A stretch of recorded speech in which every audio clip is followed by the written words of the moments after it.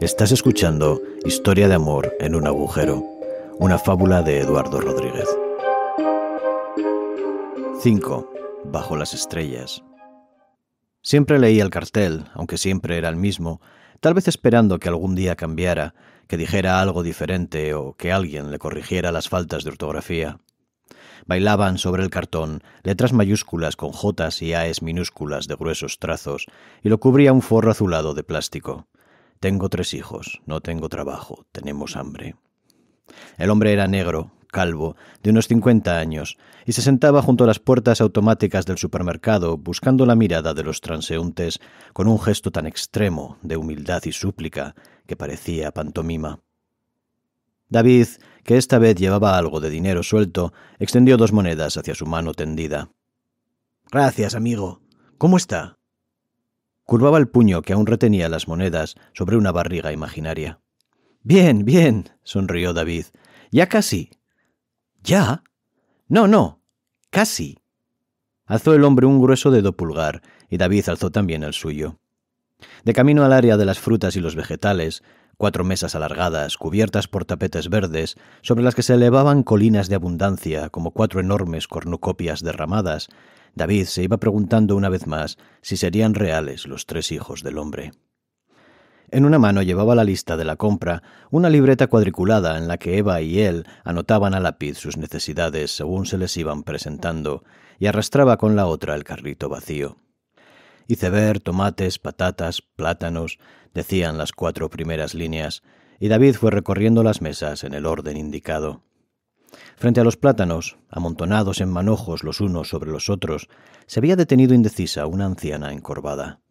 Llevaba un vestido ligero de verano del que sobresalía desnuda una joroba, en la cual se abría paso como una segunda piel de reptil que le hubiera quemado un cráter circular en la epidermis, un tumor negro y rugoso.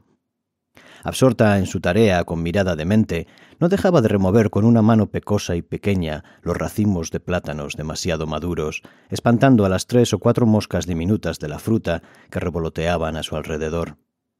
Una de ellas fue a posarse en su espalda, y horrorizado, David contempló cómo se aproximaba zigzagueando hacia el tumor. Antes de que lo alcanzara, sonó su teléfono móvil. Era Eva, urgiéndolo a que regresara.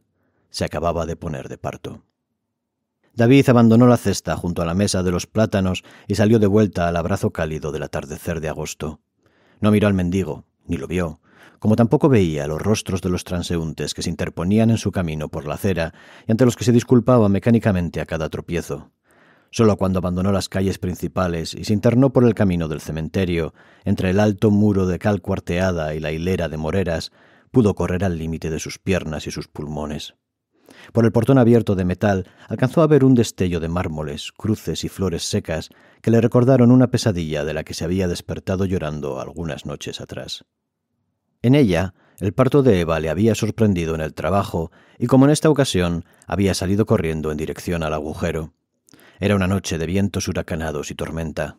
El metro se había estirado con la elasticidad de los sueños, deteniéndose en quirófanos blancos y en callejones oscuros, y en una ocasión, en mitad de un cementerio parecido a la Almudena, amplio y desolado como un desierto de lápidas. Aún no había llegado a su parada cuando una llamada de su cuñada le había anunciado la muerte de Eva y del bebé. David, doblado por el dolor, se había echado a llorar en mitad del vagón. En la vigilia nunca había pensado en el bebé como en una persona real, solo como una posibilidad, una promesa que latía oculta en Eva, pero ahora lo veía diminuto y tangible, indefenso, tan suyo que era casi él mismo. Había sentido por él un amor y una pena inmensos, y se había despertado en medio de sus propios sollozos.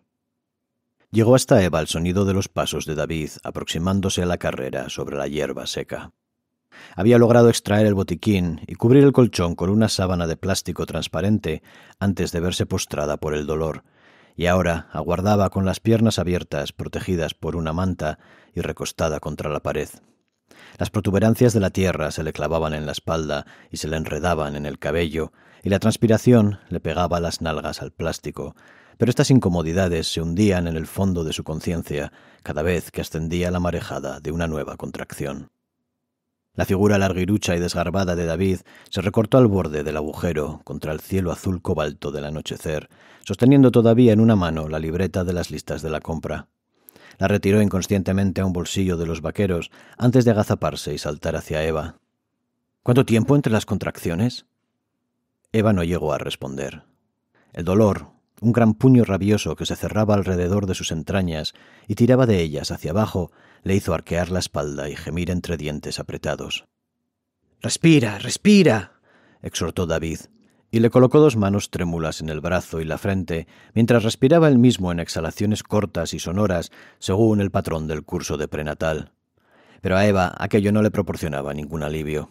Al contrario, le impedía centrarse en tensar los músculos de las abdominales y las ingles para impedir que aquellos dedos de humo le arrancaran los intestinos. Cuando bajó de nuevo la marea roja del dolor, se fijó en el rostro descompuesto de David, que permanecía paralizado a su lado, y su estupor le resultó irritante. «Calienta agua», le ordenó, «y prepara la toalla». Algunos días atrás habían adquirido una toalla blanca y suave para calentarla y envolver al bebé en cuanto naciera, porque la matrona del curso les había explicado que el mundo, aun en agosto, era un lugar muy frío comparado con el vientre de una madre. David prendió la lámpara halógena y salió a la superficie con el hornillo y la perola de agua. «¿Llamo a tu hermana? ¿A tu madre?» «No, ni hablar». Las contracciones se iban tornando más violentas y frecuentes y le robaban el aliento y hasta las fuerzas para gritar. Quiso echarse a llorar cuando reparó en que el dolor no terminaba, en que podría demorarse todavía durante horas. Ante ella se conjuraba la imagen de un túnel formado de arbustos rosados y espinas ardientes que se extendía a lo largo de kilómetros. Terminó de oscurecer y el cielo sobre su cabeza se pobló de estrellas silenciosas. Bajo la manta, la sábana de plástico se hallaba ya tan cubierta de sudor que tenía que clavar en ella los talones para no deslizarse y acabar tumbada. Un líquido caliente le humedeció los muslos, y en un instante de demencia, antes de caer en la cuenta de que había roto aguas, creyó que la mano de humo había logrado licuarle las entrañas. David la miró como si temiera que hubiera perdido la razón cuando la oyó reír de alivio. «Ya llega», explicó ella, y se incorporó contra la pared. A los dolores del parto se añadían los dolores musculares provocados por las horas de tensión y las magulladuras de los hombros y los codos. Pero cuando se inició la siguiente serie de contracciones, se sintió desentumecida, renovada, como si a la vista del final hubiera logrado sacudirse su propio cuerpo de la conciencia. No se trataba ya de luchar contra la mano invisible, sino de facilitarle el trabajo. De pronto, las técnicas de respiración cobraban sentido y le ayudaban a hacer fuerza hacia el exterior, a empujar en la dirección del dolor con un entusiasmo feroz. Si solo lo hubiera sabido antes, pensó. Acalorada, se arrancó el estorbo de la manta y le pidió a David que le dijera si ya iba saliendo. Él se arrodilló entre sus piernas y colocó la lámpara entre sus cuerpos, como una hoguera de luz que proyectaba sobre las paredes sus sombras desmedidas. Nunca había contemplado David una visión tan obscena. Los pelos del pubis adheridos a la piel por el sudor, los largos labios de la vagina dilatada y la carne rosada, casi roja, que se vislumbraba en su interior, le trajeron a la mente vagas imágenes de heridas abiertas, plantas carnívoras y pozos borboteantes de lava. Fue una impresión breve, porque enseguida se abrió un resquicio de un dedo de ancho entre las paredes de la vagina y emergió la curva de una cabeza cubierta de cabellos oscuros y aplastados. Dejó de oír las quejas de Eva y dejó de sentir repugnancia y miedo mientras exclamaba «¡Ya lo veo! ¡Ya lo veo!». Deseaba alargar las manos, hacer algo con ellas para facilitarle a su hijo la llegada al mundo, y no encontrando un asidero, se las retorcía nervioso. Pero se nace, se vive y se muere a golpe de palpitaciones, un empujón cada vez, y al cabo de un minuto había emergido ya media cabeza del círculo tenso de carne, con los grandes párpados rosados apretados en una expresión de supremo esfuerzo.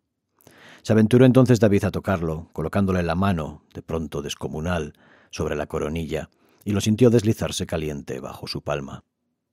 Iba narrándole el progreso a Eva centímetro a centímetro, porque deseaba compartir con ella aquel primer desvelo milagroso, pero Eva no escuchaba. El dolor de ahora, ardiente, no había disminuido de intensidad, pero sabía a progreso, a trabajo productivo, y podía relegarlo a un segundo plano mientras se concentraba en el esfuerzo. Inspirar, empujar, expirar e inspirar de nuevo, 1 milímetro cada vez, 1 milímetro de hijo. No visualizaba ya los dedos enredados en sus entrañas, sino algo más abstracto y sin embargo más real, la cueva ardiente y rosada de su ser, cuerpo y espíritu, abriéndose a la luz. David, que siempre había sido un hombre enclenque, se vio enorme sobre el bebé, y lo fue recogiendo en sus palmas de gigante, sosteniendo con delicadeza el pecho de muñeca, la cabeza y barriga diminutas, y quiso gritar de alegría cuando se liberaron al fin los piececillos y lo sintió agitarse, cálido y arrugado, como un animal pequeño entre sus dedos. «Es una niña», le dijo a Eva mientras la envolvía en la toalla, que se había mantenido caliente en la perola. Todavía sin cortarle el cordón umbilical, le limpió las humedades de la placenta y la sangre del rostro, que se contorsionaba ya en el primer llanto. «Pásamela», pidió Eva. Y David la colocó entre sus brazos y llevó la lámpara junto a ellas, mudando así las sombras que se proyectaban en la pared. Eva contemplaba a su hija y verla moverse, henchida de vida, la llenó de asombro. Empujando ciega a través de los mecanismos innombrables de la naturaleza, con las únicas herramientas de su empecinamiento, su esfuerzo y su dolor, ella había producido aquella personita, aquel milagro. «Mira cómo se mueve». «Sí». «Quiere sacar los bracitos de la toalla». «Sí». «Quiere empezar a enredar cuanto antes». «¿Tendrá hambre?» «No sé». «¿Frío?» «No creo». «Deberíamos cortarle el cordón umbilical». «Sí». «La llamaremos Paz». «Sí». David colocó la placenta con el cordón en una bolsa de basura y se enjuagó las manos. El llanto de la niña, entretanto, se había ido acallando poco a poco y había terminado por adormecerse sobre el pecho de Eva, que parecía dormir también.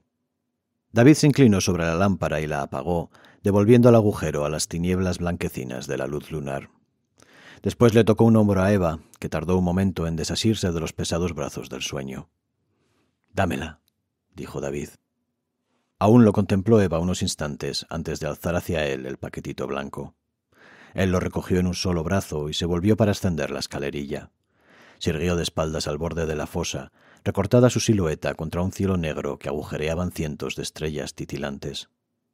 El llanto de la niña se abrió entonces camino poco a poco, un gemido primero, después un alarido como una grieta abierta en la densidad del mundo que fue creciendo y creciendo hasta llenar la noche. 6. Mañanas de lunes. Eva salía en dirección al Parque de la Ribera para su habitual paseo matutino, cuando a unos pasos del agujero se detuvo un momento en un claro de sol y abatió la copa del cochecito para que los rayos alcanzaran también a su hija. Pero ésta, adormecida, arrugó el pequeño rostro rosado y sin abrir los ojos se desperezó en un inicio de protesta. «Vale, vale», dijo Eva, ocultándola de nuevo bajo la capota. Aún no hacía frío.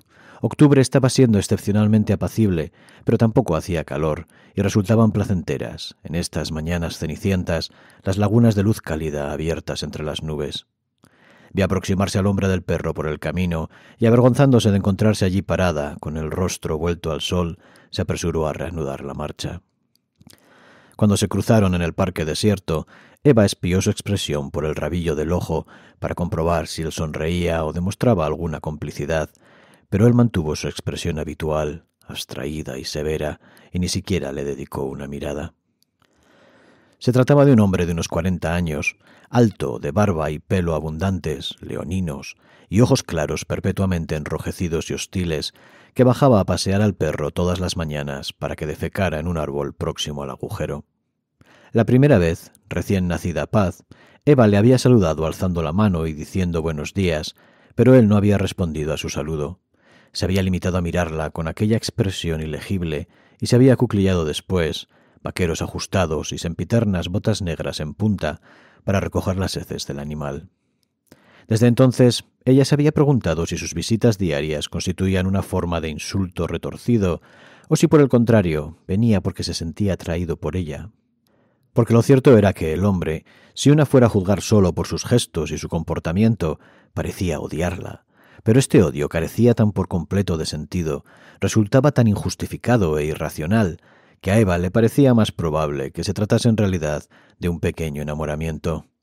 Tal vez fuera tímido, o tal vez se rebelara contra sus propios sentimientos por quién sabía qué circunstancias de su vida, y reaccionara como esos niños que tiran del pelo a las niñas que les gustan. Ella misma, debía admitirlo, lo encontraba a él muy atractivo. Una brisa ligera agitaba las copas de los árboles que orillaban el parque del río. Los arbolillos del interior, plantados tan solo 3 o 4 años atrás, eran tan endebles y guardaban entre sí espacios tan amplios que permitían extender la vista a todo lo largo del Manzanares y hasta la otra orilla, cruzando puentes peatonales y sobrevolando amplios jardines rasantes de césped y matorral. Más allá del horizonte verde y pardo se alzaba, sucio de antenas, ventanas y balcones, el muro de edificios residenciales de Arganzuela.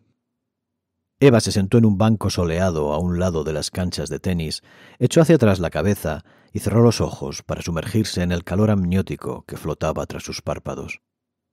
Los abrió minutos después para ver llegar por el camino, tras las rejas aceradas de las canchas, a Ruth empujando su propio cochecito. Ruth era una mujer algo mayor que Eva, que había dado a luz a su primer hijo una semana antes que ella.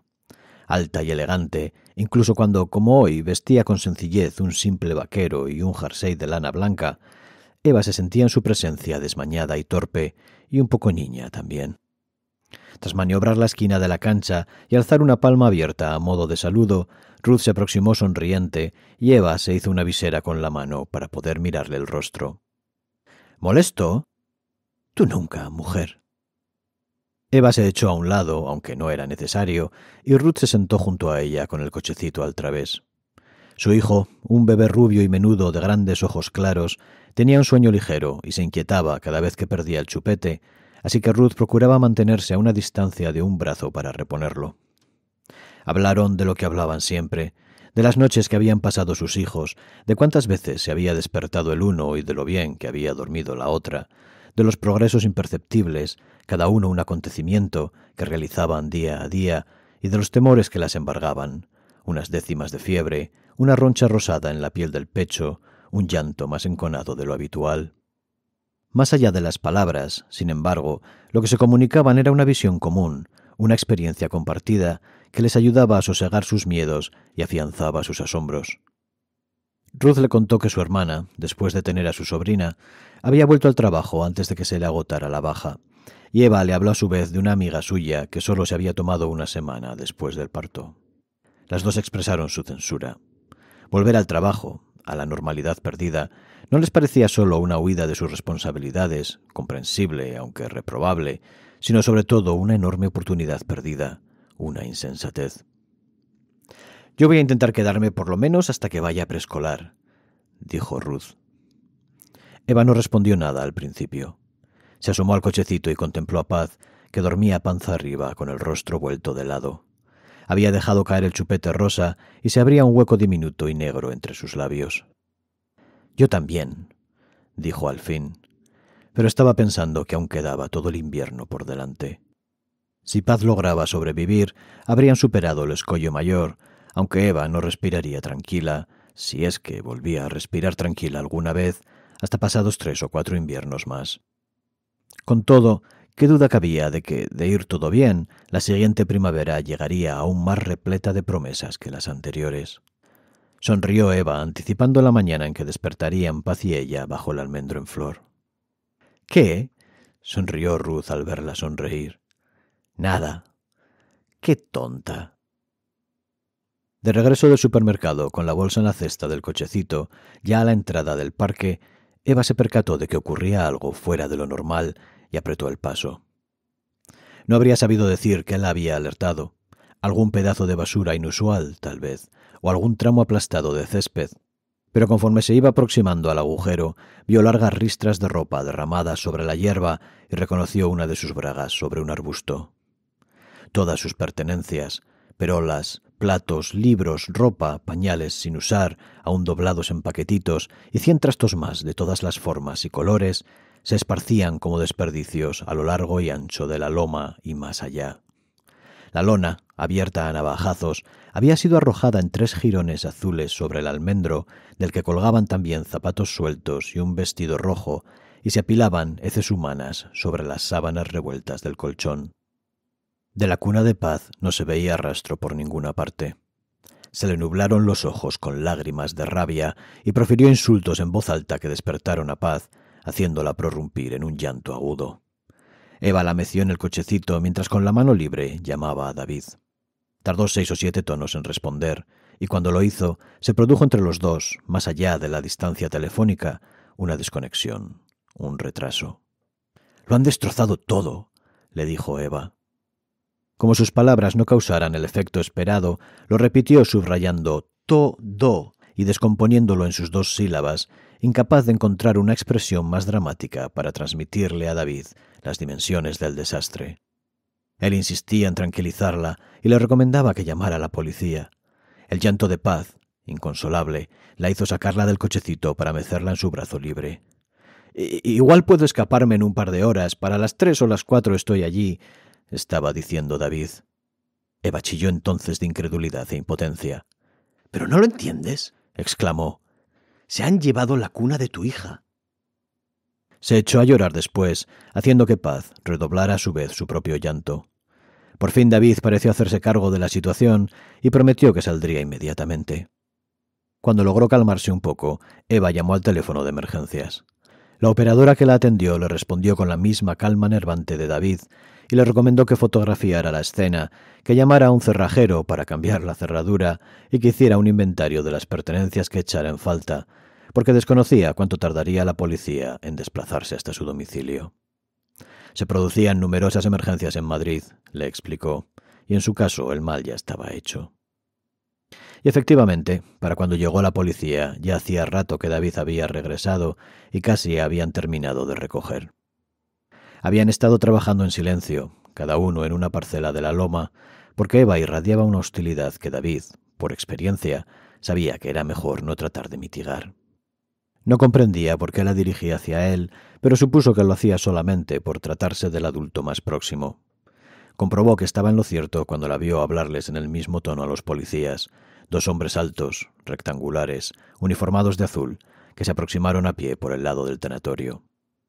Serios, sin dar muestra alguna de simpatía y manteniendo en todo momento un tono impersonal y un vocabulario artificioso, deliberadamente técnico y distante, David los vio cruzarse discretas miradas de desaprobación y tuvo la sensación de que Eva y él se hallaban bajo sospecha, o peor, de que habían sido ya juzgados y hallados culpables.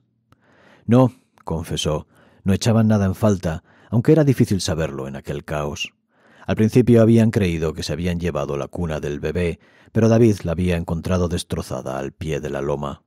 Al parecer, la habían utilizado para deslizarse en ella colina abajo como si fuera un trineo, hasta destrozarla. Probablemente, dijo el policía más alto, que parecía también el de mayor gradación, habría sido algún grupo de chavales haciendo novillos.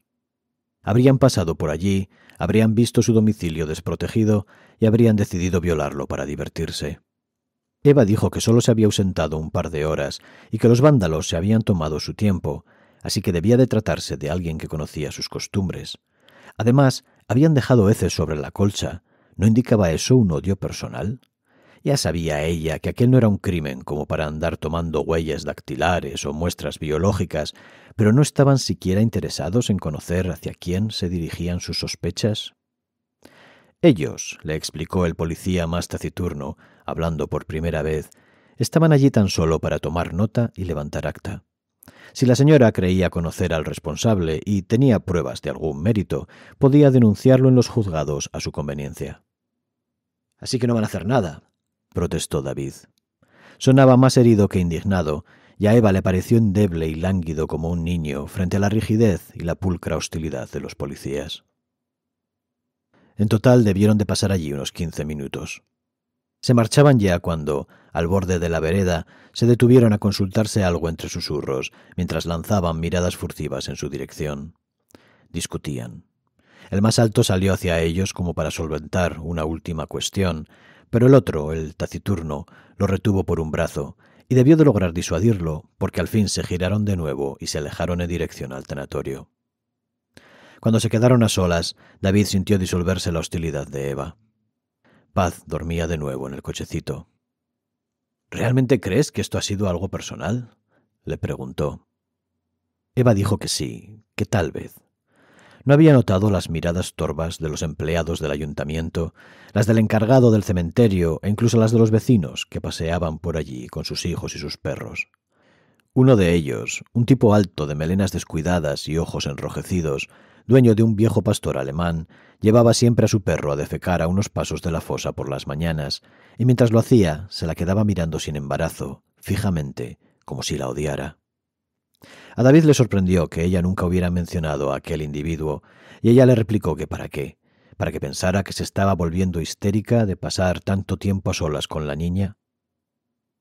La cubierta nueva y la cuna llegaron aquella misma tarde, pero los flujos de las heces habían penetrado la superficie del colchón y no consiguieron uno nuevo hasta pasados 2 días, de modo que durante las 2 noches siguientes durmieron en casa de los padres de Eva. El jueves, en su primera mañana de regreso, Eva no dio su paseo habitual por el parque del río. Permaneció al borde del agujero con Paz en brazos, aguardando al hombre del perro, que acudió, puntual, a las 10:30.